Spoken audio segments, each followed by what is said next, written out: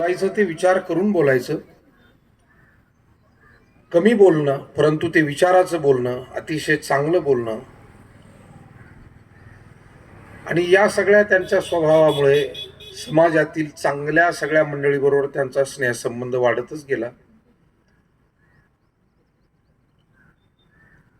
गुरुदेव दत्त पतसंस्था हा परिवार त्यांनी जो उभा केला, यामध्ये सुद्धा त्यांची प्रेरणा आणि त्यांचे व्यापक विचार या कार्याला बळ देणारे ठरले. पोखराज शेठ असतील, त्यांचे सर्व जुने नवे संचालक असतील, कर्मचारी असतील, उचित पद्धतीनं प्रत्येकाला त्याचं कौतुक करणं, चुकल्या सौम्य भाषेत त्याला योग्य दोन शब्दाचा सल्ला देणं. मला वाटतं अशा पद्धतीची वाटचाल करणारे हे अण्णा आपल्या सर्वांना खरं म्हणजे इतक्या लवकर सोडून जातील असं वाटलेलं नव्हतं. परंतु दुर्दैवानं तो प्रसंग समोर उभा ठाकलेला आहे आणि कासार पाटील परिवार खरं तर या धक्क्यातून अजूनही सावरलेला नाही. सतत या परिवारातील सर्व सदस्यांना असं वाटतं की घडलंय कसं, सर्वांनाच वाटतं. परंतु ईश्वर इच्छा बलियसी, ईश्वराच्या इच्छेपुढे मनुष्याचं काही चालत नाही. नियतीच्या नियमाप्रमाणेच आपल्याला हे जीवन जगावं लागतं आणि त्या न्यायानुसार अण्णांचा आज दशक्रियाविधी या ठिकाणी संपन्न होतोय. गेल्या 10 दिवसामध्ये खूप सर्व लोक या परिवाराला भेटून सांत्वन करून गेले. मला वाटतं सरते शेवटी आयुष्याची कमाई हीच असते की आपल्यासाठी किती लोकांना हळहळ वाटते. कबीरदासांनी एका ठिकाणी म्हटलं, कबीरा जब हम पैदा हुए जग हसे हम रोए, ऐसी करणी कर चलो हम हसे जग रोए. जेव्हा कोणत्याही घरामध्ये बाळ जन्माला येतं त्यावेळेला सगळं कुटुंब आनंदोत्सव साजरा करत असतं. म्हणजे जग हसतं आणि ते बाळ रडत असतं. ही आपली येण्याची पद्धती आहे आपण जेव्हा या जगामध्ये आलो. परंतु जीवनामध्ये आपण असं वागावं, असं जगावं, असं प्रेम सर्वांना द्यावं, आपुलकी, माणुसकी, की जाताना आपण समाधानानं गेलो पाहिजे. आम्ही जातो आमच्या गावा, आमचा राम राम घ्यावा. आजवर होतो तुमचे गावी, आता कृपा असू द्यावी. आता कैसे येणे जाणे, सहज खुंटले बोलणे. अशा स्वरूपानं जाणाऱ्या व्यक्तीकडे सहजता असावी. मला असं वाटतं कुठल्याही सेवेतून निवृत्त होणारा एखादा अधिकारी किंवा कर्मचारी सहज चांगल्या मनाने निवृत्त केव्हा होतो, ज्यावेळेला त्यानं खूप चांगलं काम, चांगला न्याय त्याच्या त्या पदाला दिलेला असतो आणि त्याच्यामुळे ती खुर्ची सोडत असताना त्याला दुःख नसतं, मोहही नसतो, तर त्याला एक समाधान असतं की जी संधी आपल्याला परमेश्वर कृपेनं मिळाली ती संधी व्यवस्थितपणे सांभाळणं आणि पार पाडण्याचा प्रयत्न आपण केला. मला वाटतं हे जसं कामातून सेवेतून निवृत्त होतानाची भावना ही मृत्यूच्या वेळी सुद्धा सहज भावना आपल्या अंतःकरणात त्यावेळेला राहू शकते ज्या वेळेला आपण आपल्या जीवनामध्ये कर्तव्यांना न्याय दिलेला असतो. आणि न्याय देणं म्हणजे काय, हे जीवन आपण जगतोच आहे पा, रोजचं जीवन आपल्या हे समोर आहे. पण हे जीवन जगत असताना काही जबाबदाऱ्या आपल्यावर आहे. पहिली जबाबदारी आपली स्वतःचीच आपल्यावर असते आणि म्हणून गीता असं म्हणते, उद्धरेद आत्मनात्मानम नात्मानम वसादयेत आत्मैव ह्यात्मनो बंधुर आत्मैव रिपुरात्मनः. श्लोकाचा अर्थ असा आहे की आपणच आपला उद्धार केला पाहिजे. आपण जर चांगलं वागलो आणि आपल्या स्वतःचं जीवन आपण उन्नत केलं तर आपणच आपले मित्र आहोत, बंधू आहोत. आत्मैव ह्यात्मनो बंधू. आणि आपणच जर का आपल्या जीवनाला चुकीचं वळण लावलं, चुकीच्या संगतीत बसलो, चुकीच्या दिशेला आपण जीवन घेऊन गेलो, तर मग आपल्याला कोणा दुसऱ्या शत्रूची गरज नाही, आपणच आपले शत्रू आहोत. आत्मैव रिपू, रिपू म्हणजे शत्रू, आत्मैव रिपू, आम्हीच आमचे शत्रू आहोत. पहिल्यांदा ही जबाबदारी आपल्याला घ्यावी लागते की आम्हाला आमचा मित्र व्हायचंय, बंधू व्हायचंय का आम्हाला आमचा शत्रू व्हायचंय. आणि जगाचा इतिहास असं सांगतो, अशी प्रेरणा आपल्याला देतो, बाहेरचे शत्रू किती मोठे असू द्या ते व्यक्तीचा पराभव करू शकत नाही, पण हे जे आतले शत्रू आहेत ना, काम, क्रोध, दंभ, द्वेष, मत्सर, अहंकार इत्यादी विकार आणि दोष, हे मात्र आपल्याला तात्काळ पराभूत करू शकतात. आणि जगात हेच घडलेलं आहे. म्हणून व्यक्तीवर पहिली जबाबदारी कोणाची? माणसं म्हणत असतात घर, ऑफिस, काम, पण आपला धर्मग्रंथ आणि संत महात्म्यांचे जे विचार आहेत ते आपण कृपया आदरपूर्वक ऐका की पहिली जबाबदारी आपलीच आपल्यावर आहे. ज्ञानेश्वर महाराज म्हणाले, आपुली आपण करा सोडवन, संसार बंधन तोडावे की. आणि व्यापाराच्या, शेतीच्या, शिक्षणाच्या अनेक क्षेत्रात कोण माणसं यशस्वी झाली? ज्यांनी स्वतःला सावरलं, स्वतःला उन्नत केलं. कारण इतरांनी तुम्हाला किती उभं करण्याचा प्रयत्न केला तरी तोपर्यंत तुम्ही उभे राहत नाही जोपर्यंत तुम्ही स्वतः मनावर घेत नाही. घरच्या लोकांनी पुस्तकं आणून दिली, कॉम्प्युटर आणून दिला, टेबल खुर्ची आणून दिली, पण अभ्यास करण्याचं विद्यार्थ्यालाच मनावर घ्यावं लागेल ना. ती विद्यार्थिनी किंवा तो विद्यार्थी जोपर्यंत मनावर घेऊन अभ्यास करत नाही तोपर्यंत असलेली सामुग्री निष्फळ आहे. आणि मनावर जर घेतलं तर सामुग्रीत कमतरता असली तरी सुद्धा मोठमोठे IAS IPS झालेले पाहायला मिळतात. जे सार्वजनिक दिव्याखाली बसून ज्यांनी अभ्यास केला, रोजंदारी करून काहींनी अभ्यास केला, पुस्तकं नव्हते तर लायब्ररीतून आणून किंवा मित्रांकडनं प्रेमानं घेऊन त्या पुस्तकातून अभ्यास केला, अशी असंख्य उदाहरणं. मित्राचे कपडे घालून सुद्धा काहींनी कॉलेज केलंय आणि ती माणसं मोठमोठ्या पदावर गेलेली आपण पाहिली. म्हणून सामुग्रीची कमतरता असली तर फार वाईट मानायचं नाही. आपल्या स्वतःची मती, प्रतिभा ती व्यवस्थित पाहिजे. कारण सगळं मिळवता येतं सहकार्यातून किंवा विकत घेण्यातून, पण जिंकण्याची जी जिद्द, पुढे जाण्यासाठी लागणारं जे काही सामंजस्य, ते कुठून आणायचं? असा कोणता क्लासवाला आहे या भारतामध्ये की जो आम्हाला ते देईल? मला वाटतं ते देण्याचं काम फक्त परिवार करू शकतो.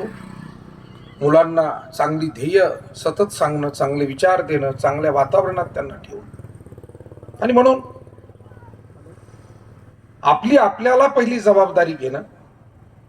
दुसरी जबाबदारी आपल्यावर येते आपल्या कुटुंबाची. ज्या कुटुंबाचा आपण भाग आहोत त्या कुटुंबामध्ये असलेले आपले बांधव, बंधू, भगिनी, आई वडील, आजी आजोबा, चुलते काके, शेजार पाजार, सोयरे धायरे. परिवार म्हणजे काही हम दो हमारे दो एवढ्या पुरतं नाही. आमच्याकडे एक कीर्तनकार छान एक वाक्य बोलून गेले सप्ताहामध्ये. ते म्हणाले, हल्ली लोकांची मानसिकता अशी आहे, हम दो हमारे दो, माँ बाप को छोड़ दो. अशी एक वेगळीच फिलॉसॉफी निर्माण झालेली आहे आणि त्या दिशेनं लोक आता चाललेले आहे. परंतु पुष्कळ लोक आपल्यासारखे अजून चांगले आहेत. तरुण मंडळी सुद्धा आम्हाला अनेक तरुण बांधव भेटतात. सगळ्यांच्याच काही संवेदना संपलेल्या नाहीत. आईचा विचार, वडिलांचा विचार, भावंडांचा विचार, कुटुंबाचा, समाजाचा, राष्ट्राचा, देवधर्माचा असा चांगला विचार करणारी मंडळी सातत्यानं आपल्याला समाजामध्ये भेटत राहतात, सर्व स्तरात भेटतात. तेव्हा ही जबाबदारीच आहे आपली. आपल्या कुटुंबाविषयी आपण एकरूप राहून त्या सुखदुःखामध्ये सहभागी होणं. तदनंतर तिसरी जबाबदारी आपल्यावर येते ती म्हणजे सामाजिक जबाबदारी. समाजात जे विविध घटक आहेत, आपण या समाजाचंच एक अंग आहोत. समाजापासून आपण भिन्न नाही. आणि म्हणून जिथे कुठे काही सुखदुःख जाणवतात त्यामध्ये आपण सहभागी होणं, आपल्या परीनं मदत करणं. जसं आपण पाहिलं 2 वेळा महापूर सातारा कोल्हापूर या भागामध्ये आला, सांगली. आणि आपल्याला अभिमान वाटतो आपल्या त्या सगळ्या कार्यकर्त्यांचा, तरुणांचा, की धाडसानं पुढे आले, सेवा कार्य केलं, आपल्या भागातून काही मदत गोळा केली. काही कित्येक कार्यकर्ते आमचे स्नेही आम्ही पाहिले की ते तिथे त्या पुराच्या काळात 8-8 15 दिवस तिथे राहून लोकांपर्यंत ती सामुग्री पोहोचवण्याचं काम केलं, लोकांना मदत करण्याचं काम केलं. पुष्कळ चांगले लोक आहेत. कोरोनाच्या काळात सुद्धा गावोगाव अनेक कार्यकर्ते आम्ही असं पाहत होतो. एरवी राजकारण म्हणलं की कोणी उठतो आणि सतत त्याच्यावर टीका करतो. मला वाटतं टीका तशी कोणावरही होऊ शकते. अनेक क्षेत्रात चुकीची माणसं असतात. कोणतंच क्षेत्र असं नाही की तिथे सगळी माणसं 100% खरी आहे आणि बरी आहे. पण राजकारणात सुद्धा अनेक माणसं आपण पाहिली या कोरोनाच्या काळामध्ये, विविध पक्ष, विविध संघटना, की ज्यांनी या कोरोनाच्या काळात ज्या लोकांना घरची माणसं कोणी दवाखान्यात न्यायला तयार नव्हती, घाबरत होती, अशा लोकांना आमच्या गावोगावच्या कार्यकर्त्यांनी स्वतःच्या गाडीत बसवलं, दवाखान्यात नेलं. बेड उपलब्ध होत नाही त्यासाठी धडपडी केल्या, ऑक्सिजन मिळत नाही त्यासाठी प्रयत्न केले, पैशा अडक्याची अडचण आहे, काही सर्वांनी मदत करून त्याला देण्याचा प्रयत्न केला. डबे पोहोचवण्याची अडचण आहे, अनेक कार्यकर्ते, अनेक नातेवाईक एकमेकांना ही मदत करत होते. तुकाराम महाराजांनी जसं सांगितलं, एक एका साह्य करू अवघे धरू सुपंथ. शेवटी काय, मानवजात ही एकमेकांवर आधारित आहे. हा संदेश या कोरोनानं आपल्याला दिलेला आहे. मधल्या काळामध्ये असं वाटू लागलं होतं की जर मला 30-35 लाखाचं पॅकेज असेल तर मला गरज काय, कोण भाऊ, कोण बहीण, कोण मेहुणा, कोण नातेवाईक, कोण भाऊबंद, कशाचा दावा, कशाचं सुतक. अशा वेगळ्याच विश्वात एक वर्ग रमलेला होता. पण त्याच वर्गाला कोरोनानं या सगळ्यांमध्ये तातडीनं मागे पाठवलं. जा घरी, जा घराकडे चला, गावाकडे चला. गांधीजी म्हणाले होते, परंतु गांधीजींचं म्हणणं लोक ऐकत नव्हते. शेवटी गांधीजींचं म्हणणं खरं करण्यासाठी कोरोना आला की काय माहित नाही. पण पुन्हा एकदा त्या आपल्या माणसांकडे जा, आपल्या माणसांची सुखदुःख समजून घ्या. आणि अंतिमतः कोणतंही संकट आलं तरी तुम्हाला परत इकडेच वळायचंय. मला वाटतं याच्यापेक्षा मोठा संदेश आणखी काय असू शकतो. पुष्कळ मुलं आम्ही सांगितलं की मुलं मुली चांगलेच आहेत, त्यांचं नेहमी घराकडे लक्ष आहे, पण काही डिस्कनेक्ट झालेले आहेत की त्यांचं लक्ष नाही. आणि अशाही मंडळींना हा विचार आपल्याला इथून पुढच्या काळात देत राहावा लागेल की मनुष्य समुदाय हा फक्त सामुग्रीवर जगू शकत नाही, संपत्तीवर जगू शकत नाही, तर तो संबंधावर आधारित आहे. ही त्रिसूत्री ध्यानात घ्या. सामुग्री लागते जीवन जगायला. सोफा लागतो, भांडी लागतात, टीव्ही लागतो, सामुग्री लागते ना, संपत्ती लागते ना. जोडोनी धन उत्तम व्यवहारे उदास विचारे वेच करी. पैसे नसतील तर माणूस काय करू शकतो जीवनामध्ये.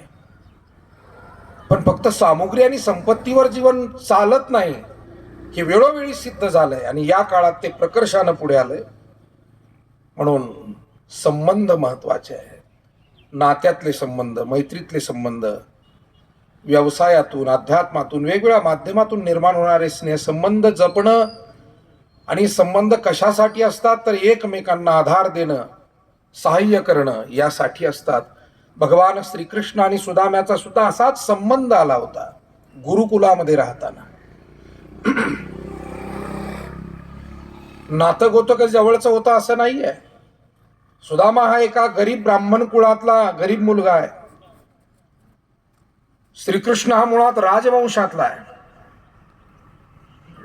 पण सांदीपणी ऋषीच्या आश्रमामध्ये राहताना दोघे एकत्र राहिले आणि अनेकांचा मैत्रभाव तिथे निर्माण झाला. सोबत गुरुकुलामध्ये सेवा करायचे, झाडून घेणं, नदीवरनं पाणी आणणं, सारवून घेणं, गुरु आईला स्वयंपाकासाठी मदत करणं, अभ्यासामध्ये सोबत राहणं. आणि करताना गुरुकुलातला जीवन पुढे गेलं. पुढे जो तो ज्याच्या त्याच्या घरी गेला, आपापलं काम सुरू झालं. पुढे श्रीकृष्ण हा द्वारकेचा राजा झाला. द्वारकेचा राणा पांडवा घरी, असं आपण हरिपाठामध्ये म्हणतो.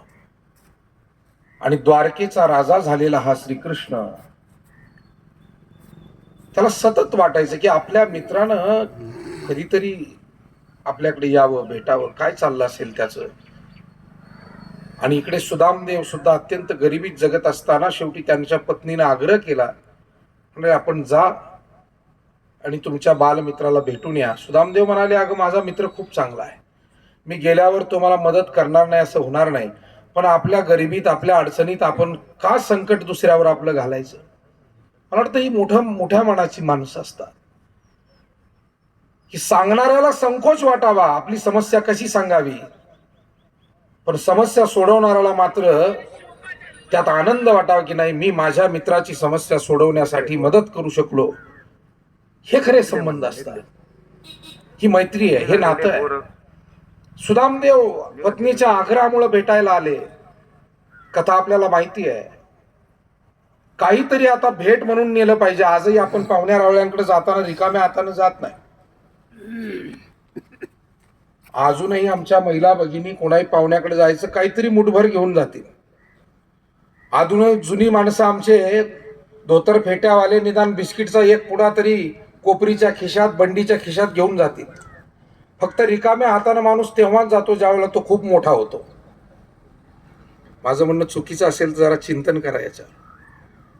माणूस खूप मोठा करोडपती होतो ना, त्यावेळेला मात्र तो निश्चित मोकळ्या हाताने जातो, कारण त्याला वेळच नसतो त्या दुकानात थांबायचं कधी, घ्यायचं कधी. पण मोठं होऊन सुद्धा जी माणसं अजूनही ती पाहुणचार जपत असतील त्यांना मी धन्यवाद देतो. मोठे व्हा, पैशानं व्हा, पदानं व्हा, ज्ञानानं व्हा, परंतु संबंधातला आपलेपणा, या गोष्टी छोट्या आहेत परंतु त्या खूप काही सांगणाऱ्या आहेत. आपले सर्वांचे परमश्रद्धेय सद्गुरू नारायणगिरीजी महाराज, कोणी भेटायला त्यांना असं वाटेल काहीतरी द्यावं. काय नसायचं तिथं रानावनात, काय सप्ताहाला कीर्तनाला गेले की बुंदी आलेली असायची. त्या बुंदीची गोणी भरून म्हणजे उरलेली ते बेटात भाविकांसाठी, मुलांसाठी पाठवाय. त्यांच्या खोलीत ती बुंदीची गोणी भरलेली. आम्हाला विद्यार्थ्यांना, पोऱ्या अरे इकडे ये, ही गणेशनगरचे आपले टाळकरी आले, भाविक आलेत, 2 पुढे बांध आणि हा प्रसाद यांना दे. त्यांना असं वाटायचं की रिकाम्या हातानं जेवून तरी जा, पण जेवायला नाही म्हणले, गडबड आहे, पण निदान हा प्रसाद घेऊन जा. पुण्यतिथी झाली की आमटीचा प्रसाद उरायचा, त्या आमटीसाठी केलेला तो मसाला असायचा, त्याचे पुढे बांधायला लावायचे, त्याचा येसूर असायचा, त्याचा तो मसाला असायचा. 2 प्रकार त्या आमटीचे, ही येसूरचा पुडा, पुढं मसाल्याचा पुडा. आम्हाला कधी कधी वाटायची एवढी मोठी माणसं आहेत, आपले महाराज तर म्हणतात यांना हे द्या, ह्या लोकांना वाटेल काय महाराज आहेत हे, काय देतात म्हणे आम्हाला, ही भुकटी दिली. पण आता कळायला लागलं की ती भुकटी नाही, त्याच्यामध्ये प्रेम होतं, आशीर्वाद होता, माणसांबद्दलची आपुलकी होती, जिव्हाळा होता. आम्हाला लहानपणी वाटायचं काय बाबा महाराज आहे, बुंदी द्यायला, लोकांना काय बुंदी मिळत नाही का, लोक नाव ठेवतील ना आपल्याला, असं वाटायचं आम्हाला त्यावेळी. पण ती बुंदी नव्हती, फक्त संबंध हे काहीतरी त्यासाठी कृती करावी लागते, तरच ते सांभाळले जातात, जपले जातात. नुसतं बोलाचाच भात बोलाचीच कढी. खूप प्रेमानं उभे राहिले, सांगितलं आमचे पाहुणे खूप आपुलकीचे आहे. काही माणसं भाषण चांगलं करतात पण भाषणाप्रमाणे वागावं. तेव्हा सुदामदेव म्हणाले मी नाही जाणार, गरिबी आपली नको. पत्नीनं आग्रहच केला आणि मग मूठभर पोहे आणले म्हणतात. आपल्या मित्राला, आपल्या त्या राजाला भेटायला निघालेला सुदामदेव. आणि आल्यानंतर सुदामदेवाला पाहिलं, भगवान श्रीकृष्णाला गहिवरून आलं. बालपणीचा तो गुटगुटी छान खेळकर खोडकर सुदामा, हसणारा खेळणारा, पण प्रपंचानं आज त्याला मात्र अकाली वृद्ध केलं होतं. चिंता होती, नैराश्य होतं, गरिबीनं आलेलं ते सगळं अकाली वृद्धत्व दिसत होतं. कातडी हाडाला चिकटलेली आहे, फाटकी वस्त्र अंगावर आहे, हातात काठी आलेली आहे. भगवान श्रीकृष्ण अक्षरशः रडायला लागले. याला म्हणावं प्रेम. त्या एका कवीनं वर्णन केलंय, देखे सुदामा की दीन दशा, करुणा करके करुणामय रोये, पानी परात को हाथ छुयो नहीं, नैनन के जल से पग धोये. स्वतःच्या डोळ्यातला अश्रू हेच सुदामदेवाच्या पायावर पडले. कवी असं म्हणतोय, त्या डोळ्यातल्या अश्रूंनीच त्याचे पाय धुतले. स्वागत केलं, सत्कार केला, सर्वांचा परिचय करून दिला. आणि मग विचारलं, सुदामा, अरे आमच्या वहिनींनी माझ्यासाठी काही दिलं असेल ना रे? सुदामदेवाला लाज वाटायला लागली. एवढा मोठा रत्नजडीत महाल, आणि आपण फाटक्या कपड्यात बांधून आणलेले ते पोहे द्यावे कसे आपल्या मित्राला? जसं एखाद्या मोठ्या श्रीमंत पाहुण्यांचं लग्न आहे आणि आमची गरीब एखादी माता भगिनी कन्यादान म्हणून काहीतरी छोटस भांड घेऊन येते, आणि ते एवढं मोठं लग्न पाहिल्यावर तिला भीती वाटते, पदराच्या आड लपवलेलं द्यावं कसं? मला वाटतं श्रीमंत पाहुणे मोठ्या मनाचे असतील तर ते म्हणतात की नाही बाई, तू आणलेलं हे छोटं भांड सुद्धा आमच्यासाठी काय आहे, मोठं आहे. पण अर्थात माणसं नुसती घरानं मोठी असावी लागत नाही, त्यासाठी ती मनानं मोठी माणसं असावी लागतात. आज हे मनांचं मोठेपण असलेली एक एक माणसं आपल्यातून निघून चालली, हा खरा समाजाचा तोटा आहे, फार मोठा तोटा आहे. माणसं जन्माला येत राहतील, जात राहतील, हे जग चालू राहील, पण इतक्या मोठ्या मनाची माणसं, इतके संस्कार विचार देणारी माणसं ज्या वेळेला आपल्यातून जातात त्यावेळेला ती जी पोकळी आहे ती भरून निघत नाही. म्हणून प्रत्येक घरातील आमची वाढ वडील माणसं एक एक मागील 10-15 वर्षामध्ये आम्ही सुद्धा तो अनुभव घेतो, आणि कधी कधी खूप वाईट वाटतं की ज्या सर्व वडीलधाऱ्या माणसांच्या सोबत आम्ही हे सामाजिक धार्मिक जीवन जगतोय, ती अनेक माणसं सोडून गेली. त्या अनेकांच्या आठवणी कधी कधी मनामध्ये काहूर करतात. काय माणसं होती, कशा रीतीनं बोलायचे, कशा रीतीनं आपुलकी प्रेम. आपल्यालाही कीर्तनकार झालो म्हणून आम्ही काही देव झालो का? आम्ही माणसंच आहोत. आम्हालाही अशाच मंडळींकडनं हे मार्गदर्शन मिळालं. सद्गुरू नारायणगिरीजी महाराजांनी जसं काही आध्यात्मिक आणि फार मोठं विचार देण्याचा प्रयत्न केला, अर्थात आमच्या कुवतीप्रमाणे जे घेता आलं तेवढं घेतलं, पण समाजातल्या अशा आपल्यासारख्या असंख्य परिवारांकडून आणि लोकांकडून चांगले विचार आम्हाला मिळतच गेले. आणि म्हणून या वाडवडील माणसांचं योगदान हे फार मोठं आहे. सुदामदेव जेव्हा आले आणि काहीतरी ते लपवतायत पाहिलं, भगवान श्रीकृष्णानं झडप घातली आणि त्यांच्या हातातली ती पोह्याची पुरचुंडी घेतली आणि इतक्या प्रेमानं खायला लागले. ते पोहे भिजवलेही नाही, शिजवलेही नाही. वर्णन केलंय आमच्या संतांनी, पोहे सुदामदेवाचे फके मारी कोरडेची. कोरडेच पोहे खाल्ले, कारण देवाला वस्तूपेक्षा भाव आवडतो, प्रेम आवडतं. पत्रम पुष्पम फलम तोयम यो मे भक्त्या प्रयच्छति तदहम भक्तु परहूत मश्नामी प्रयतात्मना.